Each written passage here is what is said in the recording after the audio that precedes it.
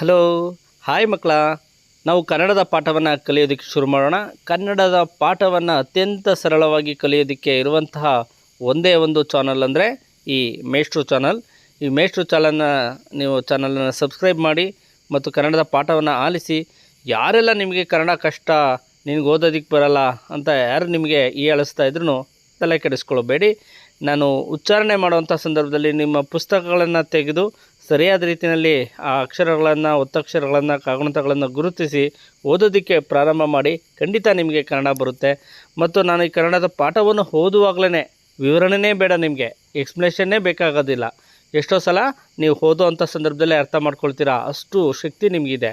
ಕನ್ನಡ ಅತ್ಯಂತ ಸುಲಭ, ಸರಳವಾದಂಥ, ಸಮೃದ್ಧವಾದಂಥ ಭಾಷೆ. ನೀವು ಕನ್ನಡವನ್ನು ಕಲ್ತ್ಕೊಳ್ಳೋದಕ್ಕೆ ಹಿಂಜರಿಕೆ ಬೇಡ ಮಕ್ಕಳೇ. ನೀವು ನನ್ನ ಜೊತೆ ಈ ಚಾನಲಲ್ಲಿ ಈ ಕನ್ನಡ ಪಾಠವನ್ನು ಅಬ್ಸರ್ವ್ ಮಾಡ್ತಾ ಹೋಗಿ ಸಾಕು, ನೀವು ತುಂಬ ಚೆನ್ನಾಗಿ ಕನ್ನಡವನ್ನು ಕಲಿತೀರಾ. ಸರಿ, ಈಗ ಶುರು ಮಾಡೋಣ. ಪಾಠ 11 ಜಾತ್ರೆ, 3ನೇ ತರಗತಿಯ ಪಾಠ 11 ಜಾತ್ರೆ. ಸಾಮರ್ಥ್ಯ. ಸೂಚನೆಗಳನ್ನು ಅನುಸರಿಸಿ ವಿವರಣಾತ್ಮಕ ವಾಕ್ಯಗಳನ್ನು ಬರೆಯುವುದು. ಕೊಟ್ಟಿರುವ ಪದಗಳ ಆಧಾರದಿಂದ ಅರ್ಥಪೂರ್ಣ ವಾಕ್ಯಗಳನ್ನು ರಚಿಸುವುದು. ಅಂದರೆ ನಿಮ್ಮಲ್ಲಿ ಈ ಪಾಠದ ನಂತರದಲ್ಲಿ ಸೂಚನೆಗಳನ್ನು ಅನುಸರಿಸಿ ವಿವರಣೆಯನ್ನು ಮಾಡುವಂಥ ವಾಕ್ಯಗಳನ್ನು ಬರೆಯುವಂಥ ಸಾಮರ್ಥ್ಯ ಬರುತ್ತೆ ಅಂತ ಹೇಳಲಾಗುತ್ತೆ. ಹಾಗೆಯೇ ಕೊಟ್ಟಿರುವಂಥ ಪದಗಳ ಆಧಾರದಿಂದ ಅರ್ಥಪೂರ್ಣ ವಾಕ್ಯಗಳನ್ನು ರಚಿಸೋದಕ್ಕೂ ನಿಮಗೆ ಬರುತ್ತೆ. ಆ ಕಲಿಕೆಯ ಸಾಮರ್ಥ್ಯ ರೂಢಿಯಾಗುತ್ತೆ ಅಂತ ಸರಿಯಾಗಿ ನೀವು ಸೂಕ್ತವಾಗಿ ಗಮನಿಸಿ ಪಾಠವನ್ನು ಅರ್ಥ ಮಾಡ್ಕೊಳ್ಳಿ. ಓದೋದನ್ನು ಪ್ರಾರಂಭ ಮಾಡಿ ಅಂತ ಹೇಳ್ತಾ ಪಾಠವನ್ನು ಶುರು ಮಾಡ್ತಾ ಇದ್ದೀನಿ. ಅದಕ್ಕಿಂತ ಮುಂಚೆ ಇಂಟ್ರೊಡಕ್ಷನ್ ಪಾಠ, ಪ್ರವೇಶ. ನೀನು ಜಾತ್ರೆಯನ್ನು ನೋಡಿರುವೆಯಲ್ಲವೇ? ಅಲ್ಲಿ ಕಂಡ ದೃಶ್ಯಗಳನ್ನು, ಕೊಂಡ ತಿಂಡಿ ತಿನಿಸು, ಆಟಿಕೆಗಳನ್ನು ನೆನಪಿಸಿಕೊ. ನಿನ್ನಂತೆ ಇತರರೂ ಜಾತ್ರೆಗೆ ಹೋಗಿರುತ್ತಾರೆ. ಅವರ ಜಾತ್ರೆಯ ಅನುಭವವನ್ನು ತಿಳಿ. ಅಂದರೆ ಇಲ್ಲಿ ಮಕ್ಕಳೇ, ನೀವು ನಿಮ್ಮ ಫ್ರೆಂಡ್ಸ್ ಬಳಿ ನೀವು ಯಾವೆಲ್ಲ ಜಾತ್ರೆಗೆ ಹೋಗಿರ್ತೀರಾ ಆ ಒಂದು ಅನುಭವನ, ಆ ಎಕ್ಸ್ಪೀರಿಯೆನ್ಸ್ನ ಶೇರ್ ಮಾಡ್ಕೊಳ್ಳಿ, ಆಯಿತಾ? ಅವರ ಎಕ್ಸ್ಪೀರಿಯೆನ್ಸ್ನು ನೀವು ಕೇಳಿ ತಿಳ್ಕೊಬೇಕು. ಯಾವಾಗಲೂ ಸಹ ನೀವು ಹೇಳಿದ್ದೆಲ್ಲ ಬೇರೆಯವ್ರು ಕೇಳಿಸ್ಕೊಬೇಕು ಅನ್ನೋಂಥ ಹಠ, ಅವಸರ ಬೇಡ ಮಕ್ಕಳೇ. ಬೇರೆಯವ್ರನ್ನ ಹೇಳೋವಂಥದ್ದನ್ನು ನೀವು ಕೇಳಿಸ್ಕೊಳ್ಬೇಕು. ಆವಾಗಲೇ ನಿಜವಾದ ಕಲಿಕೆ ಆಗೋದು, ಆಯಿತಾ? ಸರಿ, ಈಗ ಪಾಠದ ವಿಷಯಕ್ಕೆ ಹೋಗೋಣ. ನಿಮ್ಮ ಪುಸ್ತಕ ತೆರೆದಿದ್ದೀರಲ್ವಾ? ನೋಡಿ, ಅದರಲ್ಲಿ ಗಮನಿಸ್ತಾ ಹೋಗಿ ನಾನು ಹೇಳೋವಂಥದ್ದನ್ನು ಕೇಳಿಸ್ಕೊಳ್ಳಿ. ಎಷ್ಟೋ ಸಲ ನೀವು ಪ್ರಶ್ನೋತ್ತರಗಳು ಅಭ್ಯಾಸವನ್ನು ಹೊರತುಪಡಿಸಿದಂತೆ ಇಲ್ಲಿ ನಾನು ಹೇಳೋವಂಥದ್ದನ್ನು ನಿಮ್ಮ ಪುಸ್ತಕದಲ್ಲಿ ಗಮನಿಸ್ಕೊಂಡು ಹೋಗ್ಬೇಕು. ಅಷ್ಟು ಮಾಡಿ ಸಾಕು, ಕೇಳಿಸ್ಕೊಂಡು ಹೋಗಿ. ಮೊಬೈಲ್ನ ಜಾಸ್ತಿ ನೋಡಬೇಡಿ, ಬೇರೆ ವಿಡಿಯೋಗಳಂತೂ ನೋಡೋದಕ್ಕೆ ಹೋಗಬೇಡಿ. ಕಣ್ಣುಗಳು ಹಾಳಾಗುತ್ತೆ, ಮನಸ್ಸು ಹಾಳಾಗುತ್ತೆ, ಸಮಯನೂ ಹಾಳಾಗುತ್ತೆ. ಸರಿನಾ? ದೊಡ್ಡವ್ರಿಗೆ ತೊಂದರೆ ಕೊಡಬೇಡಿ. ಯಾವಾಗಲೂ ಮೊಬೈಲ್ ಕೊಡಿ ಅಂತ ಆಟ ಮಾಡಬಾರ್ದು. ಪಾಠದ ವಿಷಯಗಳನ್ನು ಎಷ್ಟು ಬೇಕೋ ಅಷ್ಟು ಕೇಳ್ಕೊಬೇಕು. ನೀವು ಮಿಕ್ಕಾಗೆ ಆಟ ಆಡಿ, ಓದಿ, ಪುಸ್ತಕಗಳನ್ನು ಹೆಚ್ಚು ಓದಿ ಮಕ್ಕಳೇ. ಸರಿ, ಈಗ ಪಾಠದ ವಿಷಯಕ್ಕೆ ಹೋಗೋಣ. ಸರಿನಾ? ಊರ ಜಾತ್ರೆಯ ಸಂಭ್ರಮ.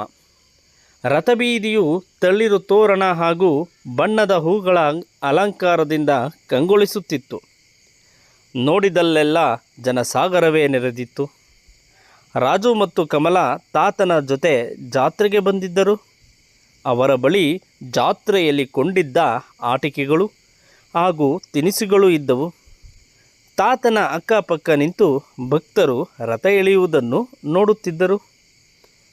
ಅಂದರೆ ಊರ ಜಾತ್ರೆ, ಜನ ಮರಳೋ ಜಾತ್ರೆ ಮರಳೋ ಅಂತಾರೆ. ಹಾಗೆ ಊರ ಜಾತ್ರೆಯ ಸಂಭ್ರಮ ನಡೀತಾ ಇದೆ. ಅಲ್ಲಿ ರಥಬೀದಿಯಲ್ಲಿ ತಳಿರು ತೋರಣ, ಬಣ್ಣದ ಹೂಗಳಿಂದ ಅಲಂಕಾರ ಮಾಡಲಾಗಿರುತ್ತೆ. ಜನ ಸಾಗರವೇ ಸೇರಿರುತ್ತೆ. ಅಂಥ ಸಂದರ್ಭದಲ್ಲಿ ರಾಜು ಮತ್ತು ಕಮಲ ಇಬ್ಬರೂ ಸಹ ತಾತನ ಜೊತೆ ಆ ಜಾತ್ರೆಯನ್ನು ನೋಡೋದಕ್ಕೆ ಹೋಗಿರ್ತಾರೆ. ಆಟಿಕೆಗಳನ್ನು, ತಿನಿಸುಗಳನ್ನು ಕೊಂಡಿರ್ತಾರೆ ಮತ್ತು ತಾತನ ಅಕ್ಕಪಕ್ಕ ನಿಂತು ಅಲ್ಲಿ ಭಕ್ತರು ರಥ ಎಳೆಯೋದನ್ನು ನೋಡ್ತಾ ನಿಂತ್ಕೊಳ್ತಾರೆ. ಸರಿನಾ?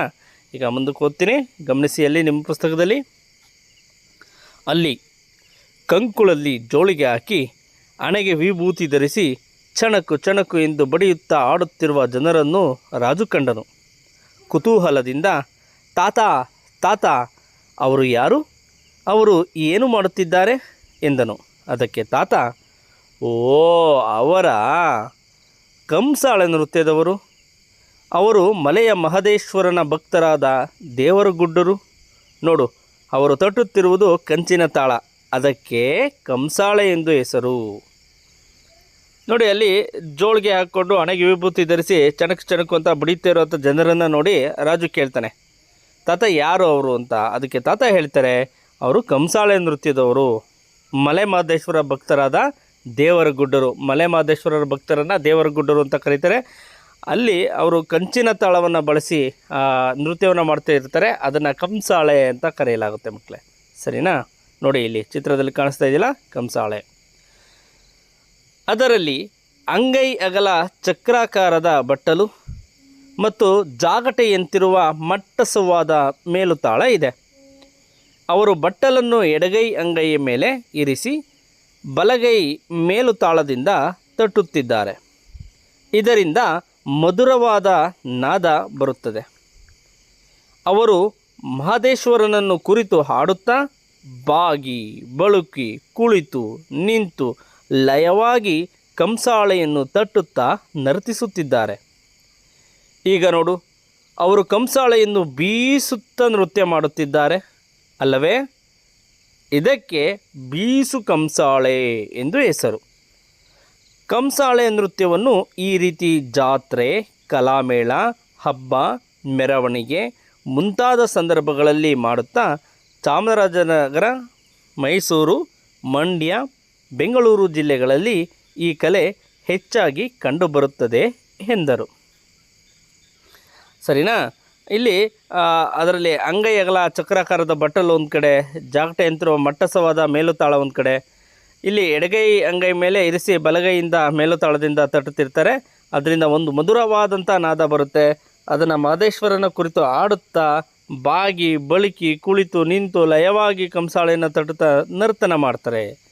ಸರಿನಾ? ಕಂಸಾಳೆಯನ್ನು ಬೀಸುತ್ತಾ ನೃತ್ಯ ಮಾಡೋದ್ರಿಂದ ಇದನ್ನು ಬೀಸು ಕಂಸಾಳೆ ಅಂತ ಕರೀತಾರೆ. ಇದನ್ನು ಜಾತ್ರೆ, ಕಲಾಮೇಳ, ಹಬ್ಬ, ಮೆರವಣಿಗೆ ಮುಂತಾದ ಸಂದರ್ಭಗಳಲ್ಲಿ ಈ ನೃತ್ಯವನ್ನು ಮಾಡ್ತಾರೆ. ಮತ್ತು ಚಾಮರಾಜನಗರ ಜಿಲ್ಲೆ, ಮೈಸೂರು ಜಿಲ್ಲೆ, ಮಂಡ್ಯ ಮತ್ತು ಬೆಂಗಳೂರು ಜಿಲ್ಲೆಗಳಲ್ಲಿ ಈ ಕಲೆ ಹೆಚ್ಚಾಗಿ ಕಂಡುಬರುತ್ತದೆ ಅಂತ ತಾತ ಮಕ್ಕಳಿಗೆ ಮಾಹಿತಿ ಕೊಡ್ತು ಮಕ್ಕಳೇ. ಸರಿನಾ? ಓಕೆ, ಈಗ ಮುಂದೆ ನೋಡೋಣ. ಕಂಸಾಳೆಯವರು ಮುಂದೆ ಹೋಗುತ್ತಿದ್ದಂತೆ ಡಬ್ ಡಬ್ ಸದ್ದು ಮಾಡುತ್ತಾ ಬಂದ ತಂಡವನ್ನು ಕಮಲ ಕುತೂಹಲದಿಂದ ನೋಡಿದಳು. ಆ ತಂಡದ ಬಗ್ಗೆ ತಿಳಿಯಲು ಆಸೆಯಿಂದ ತಾತ ಅವರು ಯಾರು ಎಂದು ಕೇಳಿದಳು.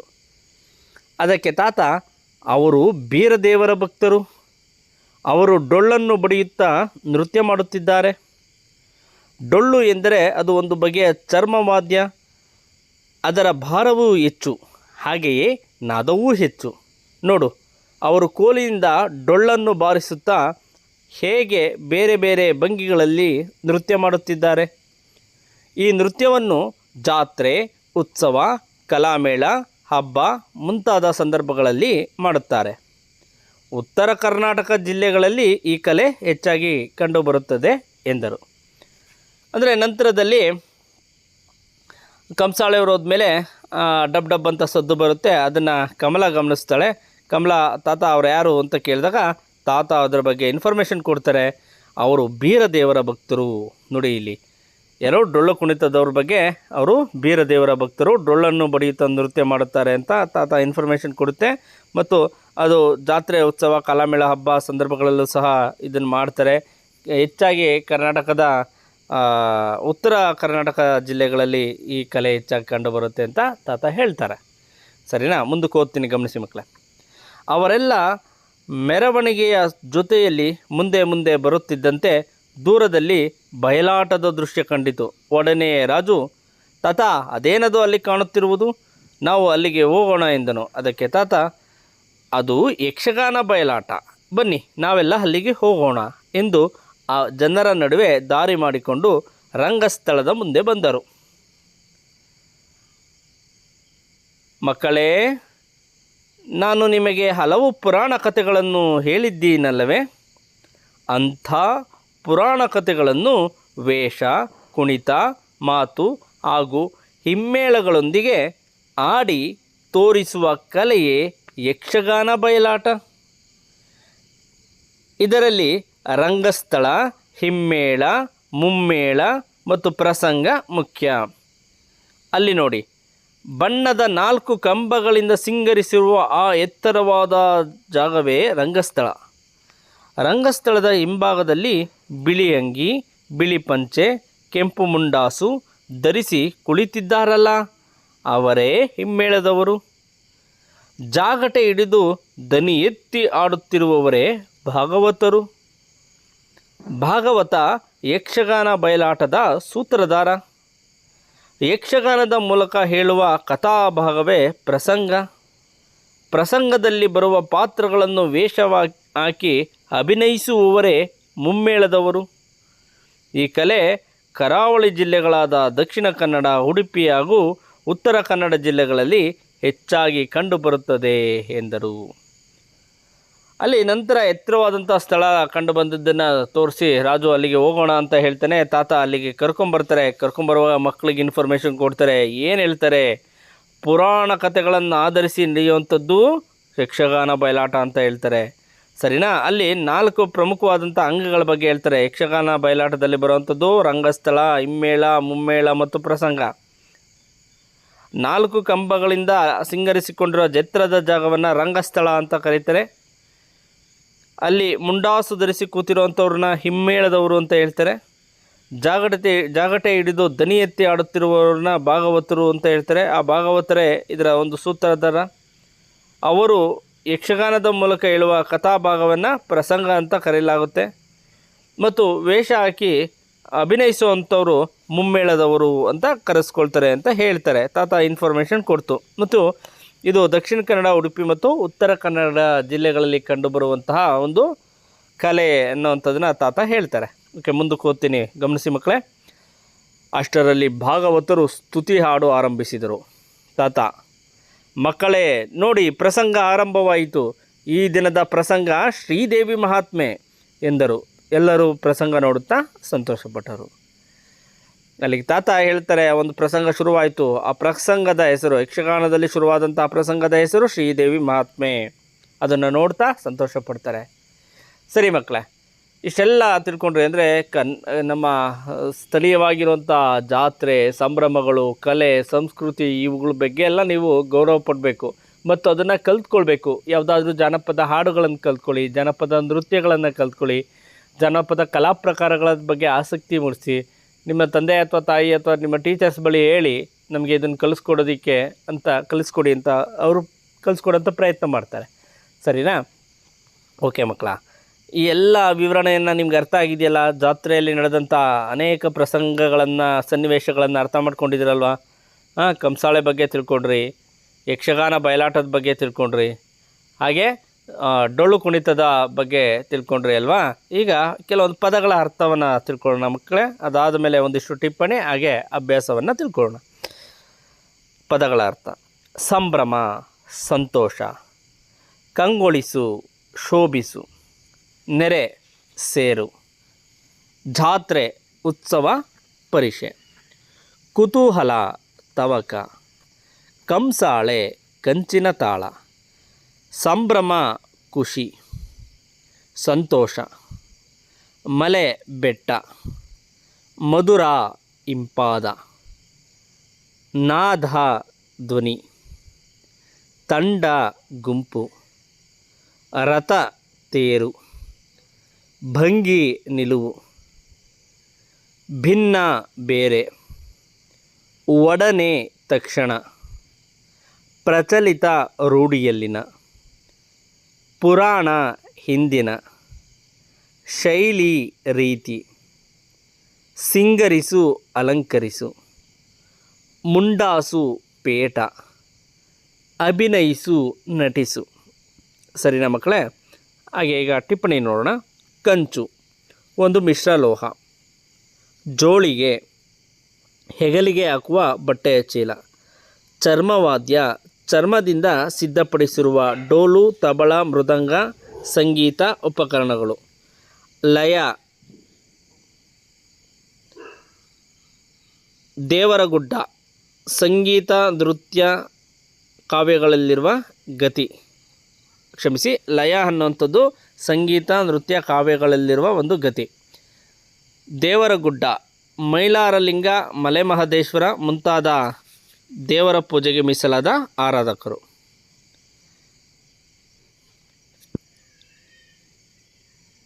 ಸರಿ, ಮತ್ತೊಮ್ಮೆ ಹೊತ್ತಿನ ಕೇಳಿಸ್ಕೊಳ್ಳಿ. ಅಲ್ಲಿ ಲಯ, ಸಂಗೀತ, ನೃತ್ಯ, ಕಾವ್ಯಗಳಲ್ಲಿರುವ ಗತಿ. ದೇವರಗುಡ್ಡ, ಮೈಲಾರಲಿಂಗ, ಮಲೆಮಹದೇಶ್ವರ ಮುಂತಾದ ದೇವರ ಪೂಜೆಗೆ ಮೀಸಲಾದ ಆರಾಧಕರು. ಅಭ್ಯಾಸ. ಈಗ ಒಂದಿಷ್ಟು ಪ್ರಶ್ನೋತ್ತರಗಳ ಬಗ್ಗೆ ತಿಳ್ಕೊಳ್ಳೋಣ ಮಕ್ಕಳೇ. ಒಂದು ವಾಕ್ಯದಲ್ಲಿ ಉತ್ತರಿಸು. ಪ್ರಶ್ನೆ 1, ರಥಬೀದಿ ಹೇಗೆ ಕಂಗೊಳಿಸುತ್ತಿತ್ತು? ಉತ್ತರ, ರಥಬೀದಿಯು ತಳಿರು ತೋರಣ ಹಾಗೂ ಬಣ್ಣದ ಹೂಗಳ ಅಲಂಕಾರದಿಂದ ಕಂಗೊಳಿಸುತ್ತಿತ್ತು. ಪ್ರಶ್ನೆ 2, ಕಂಸಾಳೆ ಎಂದರೇನು? ಉತ್ತರ, ಕಂಸಾಳೆ ಎಂದರೆ ಕಂಚಿನ ತಾಳ. ಪ್ರಶ್ನೆ 3, ದೇವರು ಗುಡ್ಡರು ಎಂದು ಯಾರನ್ನು ಕರೆಯುತ್ತಾರೆ?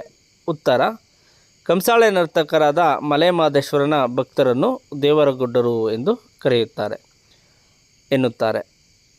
ಪ್ರಶ್ನೆ 4, ಡೊಳ್ಳು ಎಂದರೇನು? ಡೊಳ್ಳು ಎಂದರೆ ಒಂದು ಬಗೆಯ ಚರ್ಮವಾದ್ಯ. ಡೊಳ್ಳು ಕುಣಿತದವರು ಯಾರ ಭಕ್ತರು?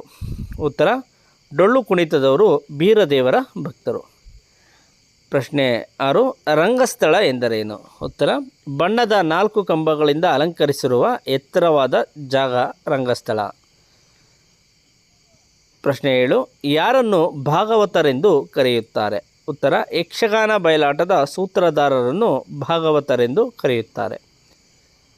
ಮುಖ್ಯ ಪ್ರಶ್ನೆ ಆ 2-3 ವಾಕ್ಯಗಳಲ್ಲಿ ಉತ್ತರಿಸು. ಪ್ರಶ್ನೆ 1, ಬೀಸು ಕಂಸಾಳೆ ಎಂದರೇನು? ಉತ್ತರ, ಅಂಗೈ ಅಗಲ ಚಕ್ರಾಕಾರದ ಬಟ್ಟಲನ್ನು ಎಡಗೈ ಅಂಗೈಯಲ್ಲಿರಿಸಿ ಬಲಗೈಲಿ ಜಾಗಟೆಯಂತಿರುವ ಮಟ್ಟಸವಾದ ಮೇಲು ತಾಳದಿಂದ ತಟ್ಟುತ್ತಾ ಬೀಸುತ್ತಾ ನೃತ್ಯ ಮಾಡುವುದೇ ಬೀಸು ಕಂಸಾಳೆ. ಪ್ರಶ್ನೆ 2, ಕಂಸಾಳೆಯವರು ಆಡುತ್ತಾ ಹೇಗೆ ನರ್ತಿಸುತ್ತಾರೆ? ಉತ್ತರ, ಮಹದೇಶ್ವರನನ್ನು ಕುರಿತು ಹಾಡುತ್ತಾ ಬಾಗಿ ಬಳುಕಿ ಕುಳಿತು ನಿಂತು ಲಯವಾಗಿ ಕಂಸಾಳೆಯನ್ನು ತಟ್ಟುತ್ತಾ ನರ್ತಿಸುತ್ತಾರೆ. ಪ್ರಶ್ನೆ 3, ಡೊಳ್ಳು ಕುಣಿತವನ್ನು ಯಾವ ಯಾವ ಸಂದರ್ಭಗಳಲ್ಲಿ ಮಾಡುತ್ತಾರೆ? ಉತ್ತರ, ಪ್ರಶ್ನೆ 2 ಮತ್ತೆ ಓದ್ತೀನಿ, ಅದಾದಮೇಲೆ ಪ್ರಶ್ನೆ 3 ಮತ್ತೆ ಹೇಳ್ತೀನಿ. ಪ್ರಶ್ನೆ 2, ಕಂಸಾಳೆಯವರು ಹಾಡುತ್ತಾ ಹೇಗೆ ನರ್ತಿಸುತ್ತಾರೆ? ಉತ್ತರ, ಮಹದೇಶ್ವರನನ್ನು ಕುರಿತು ಹಾಡುತ್ತಾ ಬಾಗಿ ಬಳುಕಿ ಕುಳಿತು ನಿಂತು ಲಯವಾಗಿ ಕಂಸಾಳೆಯನ್ನು ತಟ್ಟುತ್ತಾ ನರ್ತಿಸುತ್ತಾರೆ. ಮತ್ತು ಈಗ ಪ್ರಶ್ನೆ 3 ಮತ್ತೆ ಹೇಳ್ತೀನಿ. ಡೊಳ್ಳು ಕುಣಿತವನ್ನು ಯಾವ ಯಾವ ಸಂದರ್ಭಗಳಲ್ಲಿ ಮಾಡುತ್ತಾರೆ? ಉತ್ತರ, ಡೊಳ್ಳು ಕುಣಿತವನ್ನು ಜಾತ್ರೆ, ಉತ್ಸವ, ಕಲಾಮೇಳ, ಹಬ್ಬ ಮುಂತಾದ ಸಂದರ್ಭಗಳಲ್ಲಿ ಮಾಡುತ್ತಾರೆ. ಪ್ರಶ್ನೆ 4, ಯಕ್ಷಗಾನ ಬಯಲಾಟ ಎಂದರೇನು? ಉತ್ತರ, ಪುರಾಣ ಕಥೆಗಳನ್ನು ವೇಷ, ಕುಣಿತ ಮತ್ತು ಹಾಗೂ ಹಿಮ್ಮೇಳಗಳೊಂದಿಗೆ ಆಡಿ ತೋರಿಸುವ ಕಲೆಯೇ ಯಕ್ಷಗಾನ ಬಯಲಾಟ. ಪ್ರಶ್ನೆ 5, ಯಕ್ಷಗಾನ ಬಯಲಾಟದ ಮುಖ್ಯ ಅಂಗಗಳಾವುವು? ಯಕ್ಷಗಾನ ಬಯಲಾಟದ ಮುಖ್ಯ ಅಂಗಗಳು ರಂಗಸ್ಥಳ, ಹಿಮ್ಮೇಳ, ಮುಮ್ಮೇಳ ಮತ್ತು ಪ್ರಸಂಗ. ಮುಖ್ಯ ಪ್ರಶ್ನೆ ಈ ವಾಕ್ಯಗಳಲ್ಲಿ ಬಿಟ್ಟಿರುವ ಶಬ್ದಗಳನ್ನು ತುಂಬು. ಪ್ರಶ್ನೆ 1, ರಾಜು ಮತ್ತು ಕಮಲ ಡ್ಯಾಶ್ ಜೊತೆ ಜಾತ್ರೆಗೆ ಹೋದರು? ಉತ್ತರ, ತಾತನ. ಒಂದು ಬಿಟ್ಟಿರೋ ಜಾಗದಲ್ಲಿ ತಾತನ ಅಂತ ಬರೀರಿ. ತಾತನ ಜೊತೆ ಜಾತ್ರೆಗೆ ಹೋದರು. ಪ್ರಶ್ನೆ 2, ಜಾತ್ರೆಯಲ್ಲಿ ನೋಡಿದಲ್ಲೆಲ್ಲ ಡ್ಯಾಶ್ ನೆರೆದಿತ್ತು? ಉತ್ತರ, ಜನಸಾಗರವೇ ನೆರೆದಿತ್ತು.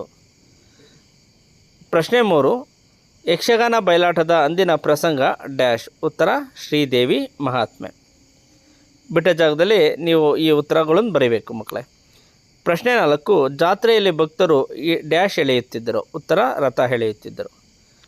ಸರಿ, ಈಗ ಮುಂದಿನ ಮುಖ್ಯ ಪ್ರಶ್ನೆ ಹೊಂದಿಸಿ ಬರೆಯಿರಿ. ನೋಡಿ, ಇಲ್ಲಿ ಒಂದು ಕಡೆ ಆನಲ್ಲಿ ಡೊಳ್ಳು, ಕಂಸಾಳೆ, ಯಕ್ಷಗಾನ ಕೊಟ್ಟಿದ್ದಾರೆ. ಅದಕ್ಕೆ ಸರಿ ಹೊಂದುವಂಥ ತಾಳಗಳು ಯಾವುದು, ವಾದ್ಯ ಪ್ರಕಾರಗಳು ಯಾವುದು ಅನ್ನೋದನ್ನು ನೀವು ಹೊಂದಿಸಿ ಬರೀಬೇಕು. ಆನಲ್ಲಿ ಏನಿದೆ, ಒಂದು ನಿಮಿಷ.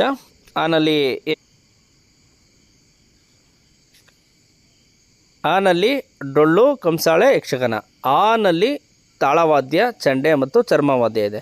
ಈಗ ಈ ಮೊದಲನೇ ಇದರಲ್ಲಿ ಬರೋದನ್ನು ಸರಿ ಹೊಂದಿಸಿ ಉತ್ತರವನ್ನು ನೀವು ಕೊನೆಯದಾಗಿ ಬರೀಬೇಕಾಗುತ್ತೆ. ಓಕೆ, ಈಗ ಉತ್ತರವನ್ನು ಹೇಳ್ತೀನಿ.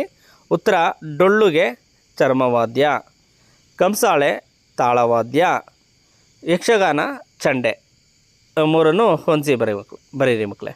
ನೆಕ್ಸ್ಟ್ ಮುಖ್ಯ ಪ್ರಶ್ನೆಯು ಈ ಮಾತುಗಳನ್ನು ಯಾರು ಯಾರಿಗೆ ಹೇಳಿದರು ಎಂದು ಬರೆ.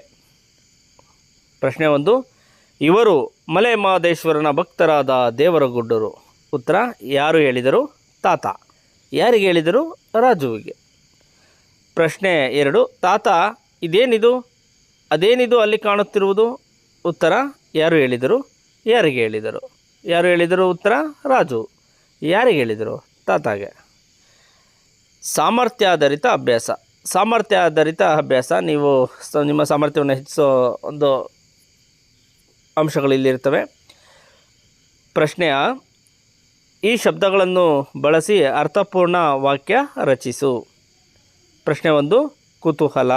ನೋಡಿ, ಶಬ್ದ ಕುತೂಹಲ ಕೊಟ್ಟಿದ್ದರೆ ಅದಕ್ಕೆ ನಿಮ್ಮದೇ ಆದಂಥ ಸ್ವಂತ ವಾಕ್ಯದಲ್ಲಿ ರಚನೆ ಮಾಡಬೇಕು. ನಾನು ಕೆಲವೊಂದು ಉದಾಹರಣೆ ಕೊಟ್ಟಿರ್ತೀನಿ ಮಕ್ಕಳೇ, ಸರಿನಾ? ಕುತೂಹಲ ನೋಡಿ, ಕುತೂಹಲ ಅಂದರೆ ಕ್ಯೂರಿಯಾಸಿಟಿ. ಓದೋದಕ್ಕೆ ಸಂಬಂಧಪಟ್ಟಂತೆ ನಿಮಗೆ ಕ್ಯೂರಿಯಾಸಿಟಿ ಇದ್ದರೆ ಮಾತ್ರ ಕಲಿಕೆ ಚೆನ್ನಾಗಾಗೋದು, ಸರಿನಾ ಮಕ್ಕಳೇ? ಏನು ನೆಕ್ಸ್ಟ್ ಅನ್ನೋವಂಥದ್ದು ಕುತೂಹಲ ಇರಬೇಕು. ಸರಿ, ಈಗ ಅದು ಬಿಡಿ. ಈಗ ಕುತೂಹಲಕ್ಕೆ ಒಂದು ವಾಕ್ಯ ರಚನೆ ಮಾಡಿರೋದನ್ನು ಹೇಳ್ತೀನಿ. ಉತ್ತರ: ಕುತೂಹಲವಿದ್ದರೆ ಮಾತ್ರ ಹೊಸ ವಿಷಯಗಳನ್ನು ಕಲಿಯಬಹುದು. ಎರಡನೇ ಪದ ಬಾರಿಸು. ಉತ್ತರ: ಪ್ರತಿದಿನ ಶಾಲೆಯಲ್ಲಿ ಗಂಟೆ ಬಾರಿಸುವರು. ಮೂರನೇ ಪದ ಭಿನ್ನ ಭಿನ್ನ. ಉತ್ತರ: ಜನರ ಆಚಾರ ವಿಚಾರಗಳು ಭಿನ್ನ ಭಿನ್ನವಾಗಿರುತ್ತವೆ. ನಾಲ್ಕನೇ ಪದ ಅಭಿನಯ. ಶಾಲೆಯ ಸಾಂಸ್ಕೃತಿಕ ಕಾರ್ಯಕ್ರಮಗಳಲ್ಲಿ ಭಾಗವಹಿಸಿ ಅಭಿನಯಿಸುತ್ತೇನೆ. ಎರಡನೇ ಮುಖ್ಯ ಪ್ರಶ್ನೆ ಇಲ್ಲಿನ 3 ಮನೆಗಳಲ್ಲಿರುವ ಪದಗಳನ್ನು ಕ್ರಮವಾಗಿ ಬಳಸಿ ಅರ್ಥಪೂರ್ಣ ವಾಕ್ಯಗಳನ್ನು ಬರೆ. ನೋಡಿ, ಇಲ್ಲಿ ಮೊದಲನೇ ಕಾಲಮಲ್ಲಿ ಏನಿದೆ? ನೀವು, ರಾಜು, ಕಮಲ, ಅವರು, ಅದು. ಮಧ್ಯದಲ್ಲಿರುವಂಥದ್ದು ಊರಿಗೆ ಅಂತ ಇದೆ. ಈ ಎಲ್ಲ ಪದಗಳಿಗೂ ಊರಿಗೆ ಅಂತ ಸೇರಿಸಿ ಕೊನೆಯಲ್ಲಿದೆಯಲ್ಲ ಅದು ಅದಲು ಬದಲಾಗಿರುತ್ತೆ. ಅದಕ್ಕೆ ಸರಿ ಹೊಂದಿಸಿ ನೀವು ಬರೀಬೇಕಾಗುತ್ತೆ ಅರ್ಥ ಬರೋ ರೀತಿಯಲ್ಲಿ. ಕೊನೆಯಲ್ಲಿ ಇರುವಂಥ ಕಾಲಮಲ್ಲಿ ಏನಿದೆ? ಬರುತ್ತದೆ, ಬಂದರು, ಬಂದನು, ಬಂದಳು, ಬನ್ನಿ, ಸರಿನಾ? ಆಮೇಲೆ ಹಾಡು ಹೇಳ್ಕೊಂಡು ಕೂತ್ಕೊಂಡ್ಬಿಡ್ರಿ, ಬಂದರು ಬಂದರು ಬಾವ ಬಂದರು ಅಂತ. ಇದನ್ನು ಸರಿಯಾದ ರೀತಿ ಹೊಂದಿಸಿ ಬರಿಬೇಕು. ನೀವು ಅಂದರೆ ಊರಿಗೆ ಯಾವುದೊಂದು ಸೇರಿಸ್ಬೇಕು, ರಾಜು ಅಂದರೆ ಊರಿಗೆ ಜೊತೆಯಲ್ಲಿ ಯಾವುದೊಂದು ಸೇರಿಸ್ಬೇಕು ಬರೀಬೇಕು. ಉತ್ತರ ಹೇಳ. ಸರಿ ನೋಡಿ, ನೀವು ಊರಿಗೆ ಬನ್ನಿ. ಮೂರನೇ ಕಾಲಮಲ್ಲಿರುವಂಥದ್ದು ಯಾವ್ದು ಸೇರಿಸ್ಬೇಕು? ಬನ್ನಿ, ನೀವು ಊರಿಗೆ ಬನ್ನಿ. ಎರಡನೇದೇನು? ರಾಜು. ರಾಜು ಊರಿಗೆ ಬಂದನು. ಕಮಲ ಊರಿಗೆ ಬಂದಳು. ಅವರು ಊರಿಗೆ ಬಂದರು. ಅದು ಊರಿಗೆ ಬರುತ್ತದೆ, ಸರಿನಾ? ನೆಕ್ಸ್ಟು ಭಾಷಾಭ್ಯಾಸ. ಇಲ್ಲಿ ಕೊಟ್ಟಿರುವ ವಿವರವು ನಡೆದು ಹೋಗಿರುವ ಘಟನೆಯದ್ದಾಗಿದೆ. ಅಡಿಗೆರೆ ಎಳೆದಿರುವ ಪದಗಳನ್ನು ಮಾತ್ರ ಬದಲಿಸಿ ಮುಂದೆ ನಡೆಯಲಿರುವ ಘಟನೆಯಂತೆ ಬದಲಿಸಿ ಬರೆ. ಅಂದರೆ ಇಲ್ಲಿ ನಿಮಗೆ ಭೂತಕಾಲದಲ್ಲಿರುವಂಥದ್ದನ್ನು ಭವಿಷ್ಯತ್ ಕಾಲಿಗೆ ಬರೀಬೇಕು, ಸರಿನಾ? ಈಗಾಗಲೇ ಆಗೋಗಿರೋದನ್ನು ಆಗ್ಬೋದು ಮುಂದೆ ಅನ್ನೋ ರೀತಿ ಬರೀಬೇಕಾಗುತ್ತೆ. ಏನು ಕೊಟ್ಟಿದ್ರೆ ನೋಡೋಣ. ರಾಜು ಓಟದ ಸ್ಪರ್ಧೆಯಲ್ಲಿ ಓಡಿದನು. ಓಡಿದನು ಅನ್ನೋದು ಅಂಡರ್ಲೈನಲ್ಲಿದೆ, ಅದನ್ನು ಬದಲಾವಣೆ ಮಾಡಬೇಕು. ಸ್ಪರ್ಧೆಯಲ್ಲಿ ಗೆದ್ದನು. ಗೆದ್ದನು ಅಂಡರ್ಲೈನಲ್ಲಿದೆ. ಅವನಿಗೆ ಬಹುಮಾನ ನೀಡಿದರು. ಓಡಿದನು, ಗೆದ್ದನು, ನೀಡಿದರು, ಇದೆಲ್ಲ ಆಗಿರೋವಂಥದ್ದು. ಈಗ ಅದು ನೆಕ್ಸ್ಟ್ ಆಗಬೇಕು ಅನ್ನೋ ರೀತಿ ಬರೀಬೇಕಾಗುತ್ತೆ, ಸರಿನಾ? ರಾಜು ಬಹುಮಾನ ಪಡೆದುಕೊಂಡನು. ಜನರು ಚಪ್ಪಾಳೆ ತಟ್ಟಿದರು. ರಾಜು ಸಂತೋಷದಿಂದ ನಕ್ಕನು. ಸರಿನಾ? ಉತ್ತರ: ಭೂತಕಾಲದಲ್ಲಿರುವುದನ್ನು ಭವಿಷ್ಯತ್ ಕಾಲಕ್ಕೆ ಬದಲಿಸುವಂಥದ್ದು. ರಾಜು ಓಟದ ಸ್ಪರ್ಧೆಯಲ್ಲಿ ಓಡುವನು. ಅಲ್ಲೇನಿದೆ? ಓಡಿದನು ಇದೆ, ಓಡುವನು. ಸ್ಪರ್ಧೆಯಲ್ಲಿ ಗೆಲ್ಲುವನು. ಗೆದ್ದನು ಇದೆ, ಗೆಲ್ಲುವನು. ಅವನಿಗೆ ಬಹುಮಾನ ನೀಡಿದರು ಇದೆ, ನೀಡುವರು, ಸರಿನಾ? ಹಾಗೆ ನೆಕ್ಸ್ಟು ಯಾವುದಿರೋವಂಥದ್ದು? ರಾಜು ಬಹುಮಾನವನ್ನು ಪಡೆದುಕೊಂಡನು. ಜನರು ಚಪ್ಪಾಳೆ ತಟ್ಟಿದರು. ರಾಜು ಸಂತೋಷದಿಂದ ನಕ್ಕನು. ಅದಕ್ಕೆ ಉತ್ತರ ಇರೋವಂಥದ್ದು ರಾಜು ಬಹುಮಾನವನ್ನು ಪಡೆದುಕೊಳ್ಳುವನು. ಜನರು ಚಪ್ಪಾಳೆ ತಟ್ಟುವರು. ರಾಜು ಸಂತೋಷದಿಂದ ನಗುವನು. ಸರಿನಾ ಮಕ್ಕಳೇ? ನೋಡಿ, ಕನ್ನಡವನ್ನು ಸುಲಭವಾಗಿ ಸರಳವಾಗಿ ಕಲ್ತ್ಕೊಳ್ಳೋಂಥ ಪ್ರಯತ್ನ ಮಾಡೋಣ. ಕೇಳಿಸ್ಕೊಳ್ಳಿ ಕನ್ನಡ ಪದಗಳನ್ನು, ಕನ್ನಡ ವಾಕ್ಯಗಳನ್ನು. ತುಂಬ ಚೆನ್ನಾಗಿರುತ್ತೆ ಮಕ್ಕಳೇ. ನೀವು ಕನ್ನಡವನ್ನು ಚೆನ್ನಾಗಿ ಕಲ್ತ್ರಿ ಅಂದರೆ ಕನ್ನಡದ ಮಕ್ಕಳು, ಕರ್ನಾಟಕದ ಮಕ್ಕಳು ಇಂಗ್ಲೀಷ್ ಇರ್ಬೋದು, ಹಿಂದಿ ಇರ್ಬೋದು, ನಂತರ ಸುಲಭವಾಗಿ ಕಲಿಬೋದು. ಹಾಗಾಗಿ ಕನ್ನಡವನ್ನು ಕಲೀರಿ. ನಿಮ್ಮ ಅಜ್ಜಿ ತಾತನ ಜೊತೆ ಮಾತನಾಡುವ, ಅಮ್ಮನ ಜೊತೆ ಮಾತನಾಡುವ ಈ ಕನ್ನಡ ಭಾಷೆಯನ್ನು ಕಲೀರಿ. ಇದರ ಅರ್ಥವನ್ನು ತಿಳಿದುಕೊಳ್ಳಿ. ತುಂಬ ಸೊಗಸಾಗಿರುವಂಥ ಭಾಷೆ. ಕನ್ನಡವನ್ನು ಪ್ರೀತಿಸಿ, ಗೌರವಿಸಿ ಅಂತ ಹೇಳ್ತಾ ನಾನು ಇವತ್ತಿನ ಕ್ಲಾಸನ್ನು ಮುಗಿಸ್ತಾ ಇದ್ದೀನಿ. ನೋಡಿ, ನೀವು ಸಬ್ಸ್ಕ್ರೈಬ್ ಆಗೋದಂತೂ ಮರಿಬೇಡಿ. ನಿಮಗೆ ಕನ್ನಡದ ಅನೇಕ ವಿಷಯಗಳನ್ನು ನಾನು ಕಲಿಸ್ಕೊಡೋ ಅಂತ ತಿಳಿಸ್ಕೊಡೋ ಅಂಥ ಕೆಲಸ ಮಾಡ್ತೀನಿ. ಈ ವಿಡಿಯೋಸ್ನ ನೀವು ನೋಡೋದಕ್ಕಿಂತ ಹೆಚ್ಚು ಕೇಳಿಸ್ಕೊಳ್ಳಿ ಅಂತ ಹೇಳ್ತಾ ನಾನು ಈ ಒಂದು ಕ್ಲಾಸನ್ನು ಮುಗಿಸ್ತಾ ಇದ್ದೀನಿ ಮಕ್ಕಳೇ. ಬಾಯ್ ಬಾಯ್. ಅಪ್ಪ ಅಮ್ಮಂಗೆ ಜಾಸ್ತಿ ತೊಂದರೆ ಕೊಡಬೇಡಿ, ಅವ್ರನ್ನ ಪ್ರೀತಿಸಿ ಗೌರವಿಸಿ, ಅವ್ರು ಹೇಳ್ದಾಗೆ ಕೇಳಿ ಮಕ್ಕಳೇ, ಆಯಿತಾ? ಬಾಯ್ ಬಾಯ್.